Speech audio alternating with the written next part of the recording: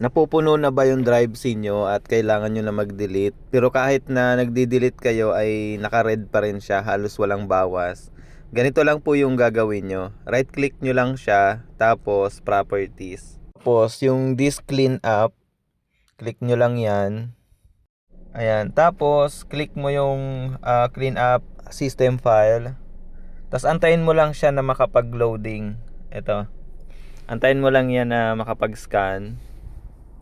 Ayan, tapos makikita mo sa baba kung ilang gig yung mababawas sa capacity. I-check mo lang lahat yan.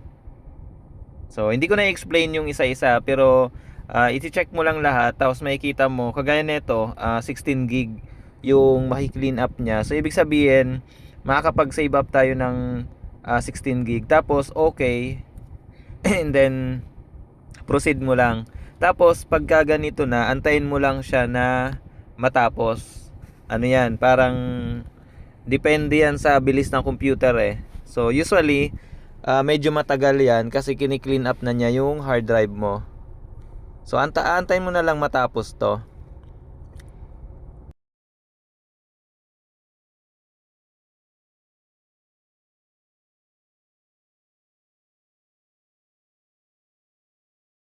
Yan, pag natapos, apply tsaka okay mo lang.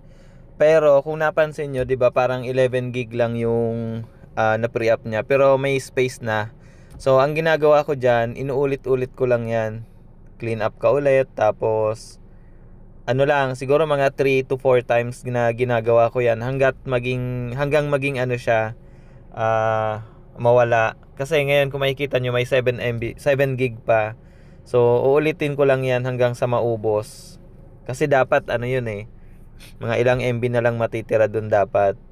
So ang ginagawa ko, inuulit-ulit ko lang siya hanggang sa mag below 1 gig na yung matira, or minsan ilang MB na lang.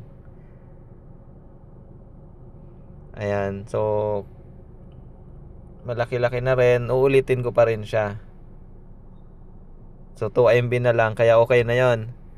So dito, kahit mag-stop ka na ng ano, hindi ko sure kung anong nangyayari, pero madalas kong ma-encounter yan. Yan, may 4 gig pa pala.